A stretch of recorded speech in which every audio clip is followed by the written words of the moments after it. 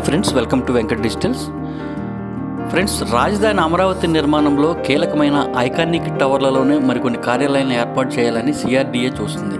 So ఈ వీడియోలో ఆ పూర్తి వివరాలను మనం తెలుసుకునే ప్రయత్నం చేద్దాం. గతంలో రాజధాని అమరావతిలో హైకోర్టు, శాసనసభ, సచివాలయం, హెచ్ఓడి భవనాలను 5 ఐకానిక్ టవర్లుగా నిర్మించాలని సిఆర్డీఏ ప్లాన్ చేశారు. దీనికి అనుగుణంగానే ఆ 5 టవర్లను లండన్కు చెందిన ఆర్కిటెక్ట్ సంస్థ నార్మన్ ఫోస్టర్ డిజైన్ చేశారు. తాజాగా మళ్ళీ ఈ ఐకానిక్ భవనాలకు ఆర్కిటెక్ట్గా నార్మన్ ఫోస్టర్ సంస్థ ఎంపికైంది.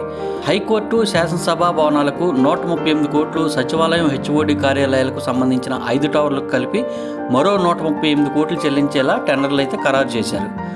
సో గతంలో సచివాలయంతో పాటు హెచ్ఓడి భవనాలను మాత్రమే ఈ 5 టవర్లలో ఏర్పాటు చేయాలని అనుకున్నారు. కానీ ఇప్పుడు రాష్ట్ర ప్రభుత్వ అలాగే ప్రభుత్వ రంగ సంస్థల రాష్ట్ర స్థాయి కార్యాలయాలన్నీ కూడా ఈ 5 టవర్లలోనే ఏర్పాటు చేయాలని అయితే నిర్ణయించారు సిఆర్డీఏ.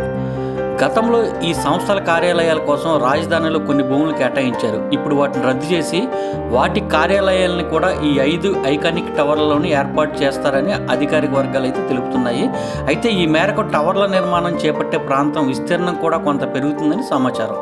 సో ఫ్రెండ్స్, ఇంకా అలాగే అమరావతికి సంబంధించి లేటెస్ట్ వీడియోస్ ఏమైనా వస్తే వెంటనే నేను మన ఛానల్లోనైతే అప్లోడ్ చేస్తాను.